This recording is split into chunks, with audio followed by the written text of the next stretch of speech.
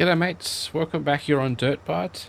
Welcome to our video farming vlog series where we start with nothing and we build our farmer. So in the last episode we created that field in front of us. I intend to buy this plot of land off to the left. So I thought while we're going I may just extend this field that we're in just a little bit out to where I want it to go to in the end.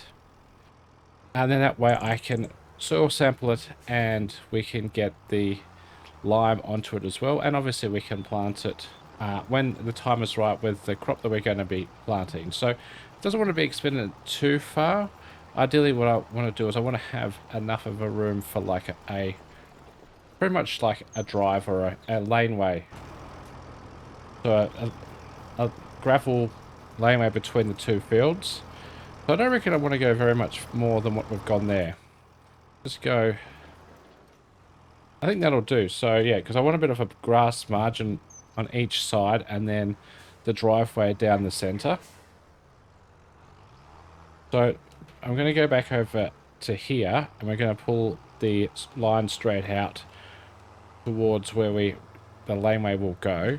So we can get the approximate ending place of the field like sorted. I think a good way to do that will be to get the steer and assist lines to help. So if we set that up now, that should be going straight. So hopefully if we just continue without touching the steering, that's just going to continue in a completely straight line. Even though it's not in the actual field. Yeah, that's working great. So I just want to stop this just short. Alright, and we'll go up and we'll join them all together now, and then we'll cultivate this little section up and test it. Then we'll get the lime spreader out and get the lime spread on both of these extensions that we've done. It does take a little bit of concentration to get everything lined up, to try and get things as square and as straight as possible. Doesn't have to be perfect, but as close as we can would be the best. Look at that, so it's going to line up, and we just need to make sure we stop it right. Probably better from the other side. Stop. What? A bit more. A little bit more. Perfect. I think that's great. Yeah, it is. So what we're going to do is I'm just going to get this area all cultivated up, ready to go. This should definitely not take very long at all. That should only take a few minutes.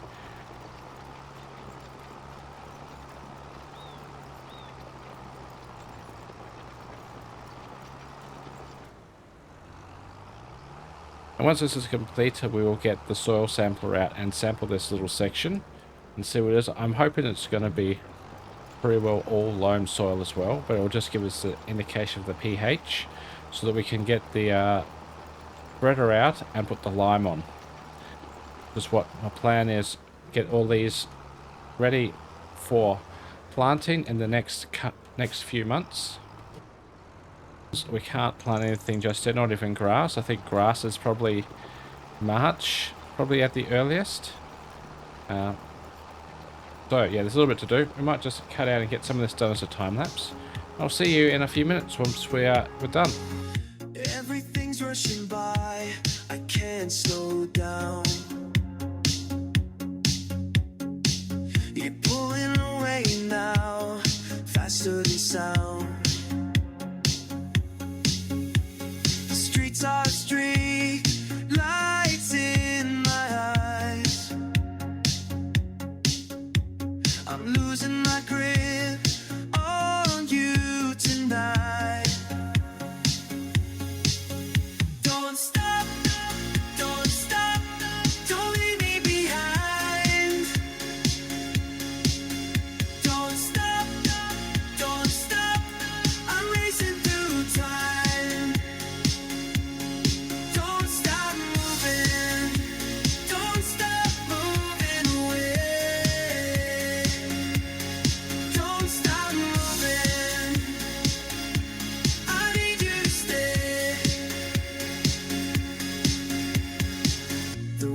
Keep spinning fast, I can't keep up. Every second that passes is not enough. You're slipping through that wind through my hands. I'm chasing you down, but I can't understand. Don't stop, don't stop, don't leave me behind. Don't stop, I'm racing through time.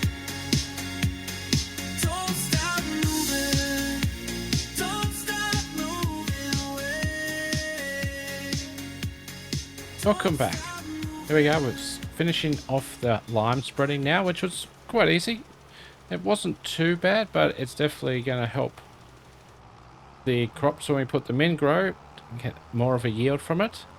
While I was doing this, I noticed that one of my next door neighbours had finished with a stone picker and they was taking it back to the shop. So I called the shop up and said, hey, look, I'm interested in renting a stone picker, but I don't know if it's going to work on the stones I have in my fields, or if I come over and just quickly grab the one that's just been dropped off for just a very quick, like, 5-minute test, just to see if it works. If it does, I'm happy to actually rent it and pay the fee and everything. And they've said, yep, that's no problem. So I just need to try and reverse this in to where I had it, which is sometimes easier said than done. I think that's going to go in there okay. Yep. So that should do. So very nice having a shed to put things away in. So let's head over and see where this stone picker is. I reckon it's probably just around the other side. The neighbour dropped it off and they're sending the tractor going back to their field. So I reckon it's just around the other side where we normally pick things up from the shop. I thought we might as well get it while it was still dirty and that. And then obviously if it doesn't work, there's no real harm done. If it does work, then the shop makes a little bit extra money because we'll pay to rent it from them. So here it is. It's not a very big working width, that's the only problem. I think it's quite a slow job. I don't know whether it's actually worth the time and the money to do it. I don't know how much it reduces the wear and tear on our machines. I think it's more of just a test run to see even if it's possible or even if it needs to be done. I've started going over this because this is where I want to build the track through the laneway, so I want to start using it in preparation for that. So let's get up here. We'll get it unfolded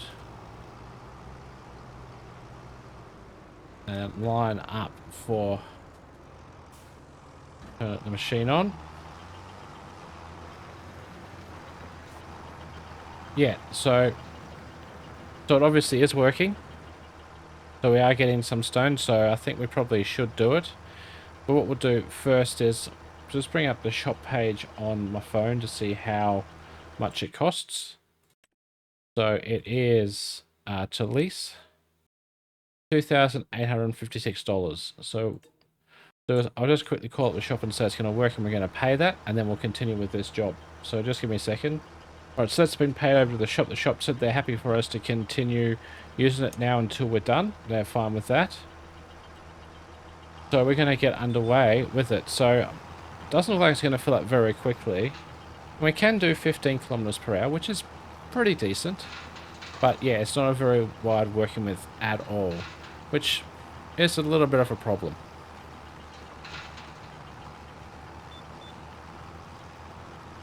We'll just lift the collector there. Yep.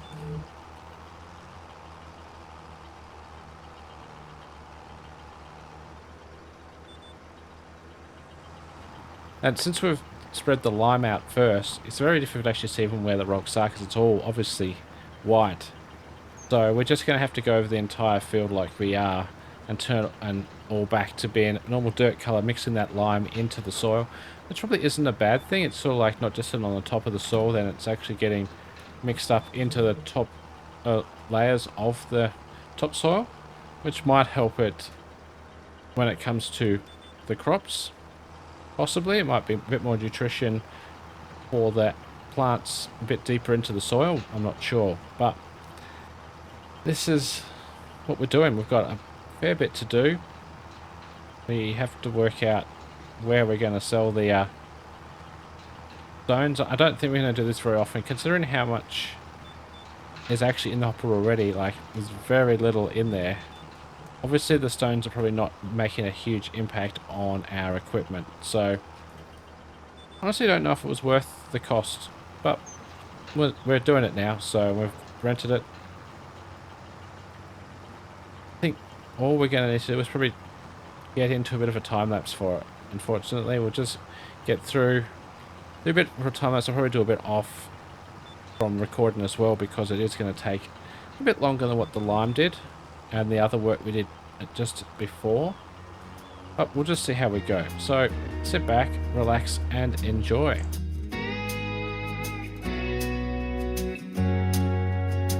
Out where the spinifex grows through the clay, and the fence line runs to nothing at all. I've watched 3 generations fade away, working land that never answers your call. My grandfather's hands were carved from stone. He knew every bore, every dry creek bed. Now I walk these paddocks alone, carrying the weight of all he said. Under the Southern Cross we stand, red dust settling in our bones. This hard and ancient land, it's the only home we know. Welcome back. So we've done that now. It really wasn't worth it. So I took the stones we had and took them. We have got a little sell point where we can drop them off, and someone comes along and takes them and uses them for whatever. It was like $34 we made from it. So it wasn't really worth it. And considering we didn't get very much at all, it was like 10% of the entire hopper. It was, yeah, really not worth it, I didn't think. I think that the big thing is that our cultivator only really cultivates or rips up the very top layer of the dirt. And in that top layer, you probably only have smaller stones that don't really impact our machines as much as what it would be if we were to use something like a subsoiler or a plow. That would bring up the deeper stones. And in that instance, I think that the stone picker is definitely a worthwhile option. But I think for our application, it was a bit of interest, it was a bit of fun, it was a bit of something else to do on our farm. I know we have done stone picking before, and that was a very big job. But it was also a very big field, and there was a lot of rocks in that field. So, yeah, it's fun. It was a bit of fun. Since I dropped the stone picker off back to the shop, they remind me that we have 2 other things on rent. So we've got the winch, which we've been paying quite a bit per month, and we hardly ever use it now. So next time we want to use it, I think we'll just buy it outright. We should have enough money for that, considering that the cost of this is maybe like 1 or 2 trees, so it's not a huge cost. So we can save a bit of money on our rental of that. And the other thing is the bucket for the sugar beet. So obviously we don't need the bucket at the moment. We're not doing any more sugar beet right now, so we can return that bucket, and that'll have nothing else that's on lease. It'll save us some leasing costs. So I'm going to go and do that now and finish off the day doing that. But we won't finish the vlog here. The vlog will continue in the next day, when we're able to start the planting, seeding, whatever it is that's ready to go first.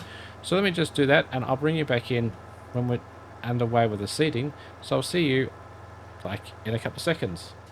Hello, welcome back. So you joined me on a beautiful March morning. So we've got the directorial seeders out, ready to do grass, because we've had a look at our calendar, and this year we're going to be planting grass so we can get preparation for our sheep.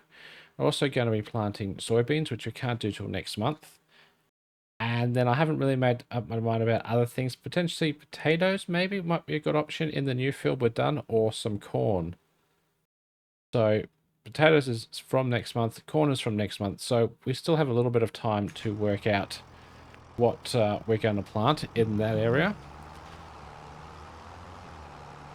So we're going to get this field all prepped and ready with grass. So I'm pretty sure we're all good just to go with it. Have to work out the controls again. It's a bit complicated driving the two individual seeders. I think that's working. Let's just check, make sure that it's going correctly. Yes, so we've both got grass. They're both working as expected.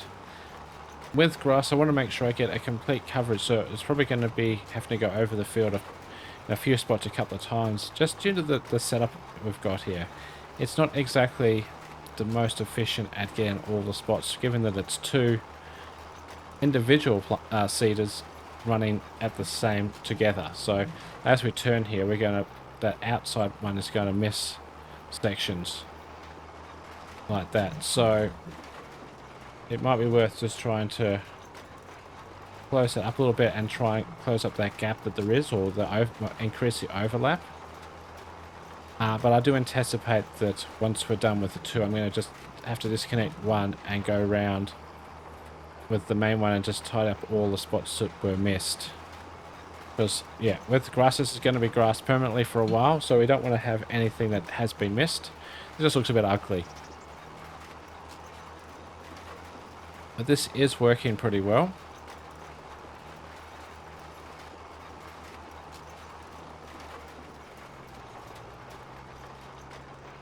So I'm not exactly sure if it's going to be best just to go down and back. No, it's a bit more difficult to have the trailing seeder on the outside. There's a bit of a lag in the location, but that seems to be doing it all right. Again, we're going to probably use a little bit extra seed by overlapping like this. It'll probably save us time and seed in the long run if we don't have to come back and touch up as many spots when the time comes to do the final parts of the planting or the seeding in this field. Just going to cut in close. Like that. Yeah, it's going to be a bit of a messy job, this. I can see already it's going to take a fair bit of time, a bit of concentration from my part. So I think the best way to do this is to cut out, and we'll go back into a time lapse for the rest of this. With the width of the seeders and stuff, it shouldn't take very long at all. Like, we've probably done, what, a sixth of the field already in this time. So I don't anticipate it's going to take us very long in this next time lapse. But I think it's going to be the best way so I can concentrate on trying to get it all covered. So enjoy, and I'll see you soon.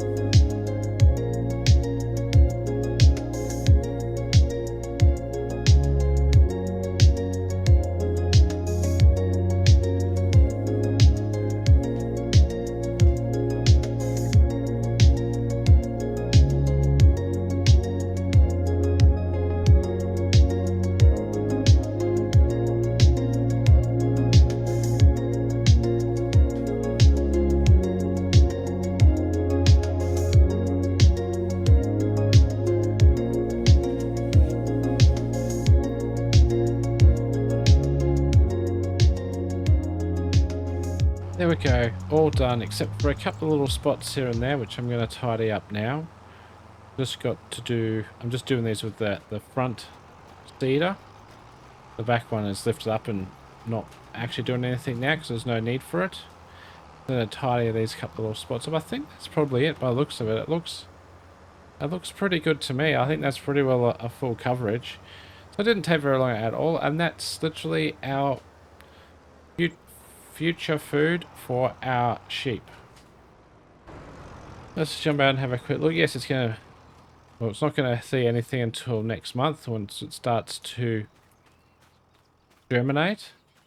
The one thing we could potentially do is we could look at getting a roller, because we've got quite a few crops to plant this year. Rolling it will give it an extra boost for the yield. And considering this is grass, is that the really, well, this is the only chance we're going to get to roll it without getting a specialized grass roller, which I don't think we're going to be getting at this point anyway. I wonder if I can sneak this back in here. I don't know if I will be able to. I doubt whether I will. No. That's right. I'm just going to sneak in as far as we can. That'll do. Be a bit tricky to get that out of there, but I just wanted to get it put away. Let's head over to the store and see what they have in the way of rollers, because it would be worth getting one today. We have the money for it, and it's just going to help us increase our money that we make from our crops. We want something that's a decent size. I don't want to be taking a lot of time to roll. We want something that's a nice size, or a nice working speed, realistically. So we're going to have a look to see what they've got. Hopefully they've got something in stock that's going to be suitable for us.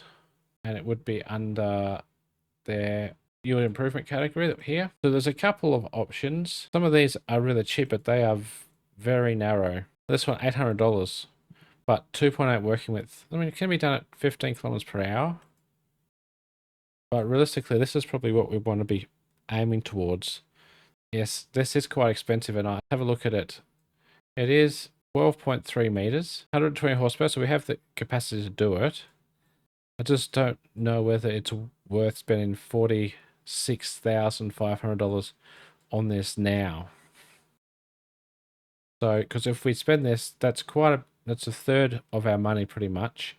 We're still a ways off. We haven't even planted any crops yet, so we're still a ways off from making significant money back. I just think that at this point, it's just going to be too much of a financial burden to get that now. I would like to. I think it would be good to get a roller, and I think that the 3-meter rollers are probably going to be too small. It's just going to take us a very long time. Let's just have a quick look at them again. So 2.5, 2.8. So this is the widest roller that we can get effectively for a good price, $800. I don't know. I mean, it's only $800. Bit of a boring color. Can we change it a little bit so it's, yeah, it doesn't cost anything for that type. And we can, it has got a trailer hitch, so we could tow too. It would be nice if we could actually duplicate these like we have been with the cedars. Yeah, the cedars was what I was thinking of. Maybe we'd lease it. How much is it? So it's only $40 to lease.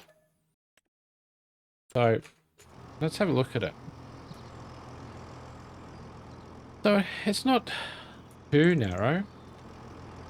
It might look pretty small behind this big tractor though. Get into the big white tractor.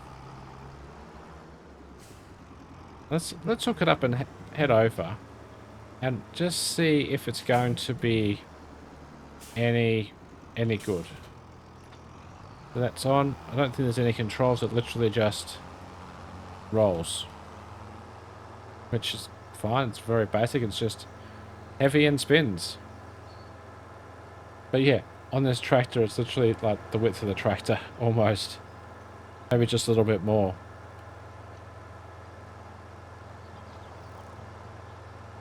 Right, I'm just going to drive up a little bit and see what the effect is. So it doesn't really look like it's doing anything. I wonder if this push... See, this may be a good option, is... There's all these little rocks, see, that we picked up in the other field. I did notice that there's no rocks behind here. So this may actually push little rocks into the ground. So let's just keep driving a little bit further. We can see that there's some rocks just in front of us. I'm going to just roll over them, literally. No, so they're still on top. So I don't really know if this has any... Guys, let me just ask around and see if it's worth doing. So I'll be back with you in a minute. Welcome back. So yeah, I did ask around, and it was told that it would be worth rolling it. It does help with the yield, and it does actually push those little stones in. So I don't know what was happening before, but as you can see that it looks different now, and that's an improvement. So I do think we should continue with the rolling.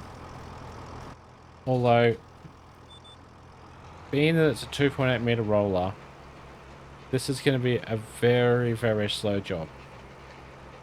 So what we think I might do is I might just do a bit of a short time lapse on it. Nothing too long, maybe a minute and a half in time lapse time.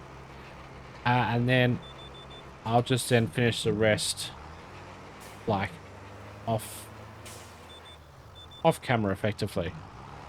Because yeah, I don't think it's going to be that exciting to have 30 minutes of roller time lapse. That's just my opinion. It might be interesting to some people, but I just don't think we need to do that. So I'm going to get stuck in. We'll do, like I said, a short time lapse. If we get maybe the headlands done, maybe a couple of up and downs, and then I'll just finish the rest off myself without filming it. So sit back and enjoy the bit of rolling.